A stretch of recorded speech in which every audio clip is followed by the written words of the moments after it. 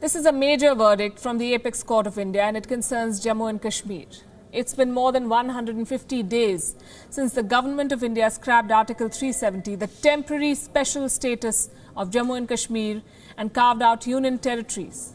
Since the 5th of August, restrictions and a communication blockade remain in place in J&K. They are being eased gradually. Today, a three-judge bench of the Apex Court delivered its verdict on petitions challenging the internet and mobile communication restrictions. I'm sorry. And the judgment was significant. Before we get into the details, here's some quick trivia. The judgment started with a quote from A Tale of Two Cities by Charles Dickens. It was the best of times, it was the worst of times, it was the age of wisdom, it was the age of foolishness. Surely the Supreme Court knows how to grab attention, and what an apt quote, I must add.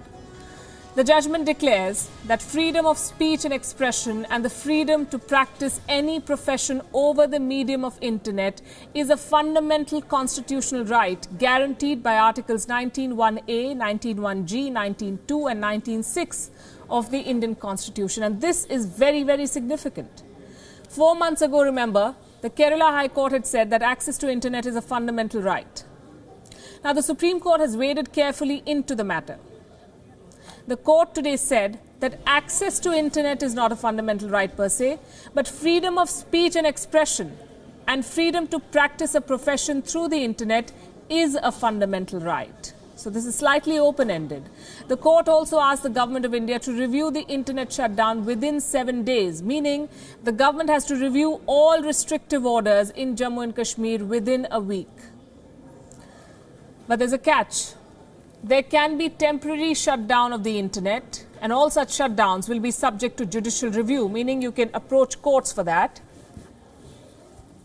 But an indefinite shutdown of the internet is unlawful. Here again, we need to understand something. The court has not declared the shutdown in Jammu and Kashmir illegal. It has only asked the government to review it.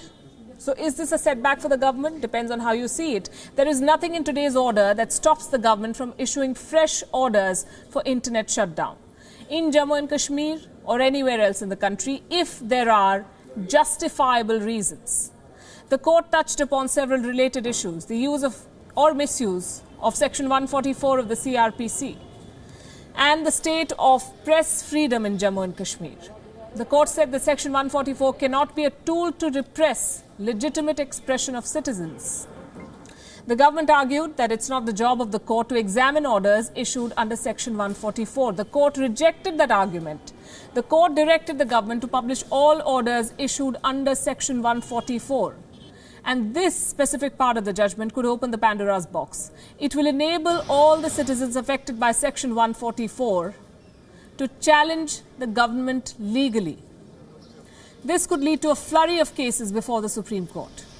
The comments on press freedom were also significant. One petition filed by the editor of Kashmir Times said that the newspaper could not be published between August 6th and October 11th due to the internet shutdown last year. In response, the court had some stern words for the government. Let me quote. Responsible governments are required to respect the freedom of press at all times. There is no justification in allowing a sword of Damocles to hang over the press indefinitely. And finally, the court said that liberty and security are not mutually exclusive, meaning it is important to provide all rights and liberty to the citizens of India while ensuring national security at the same time.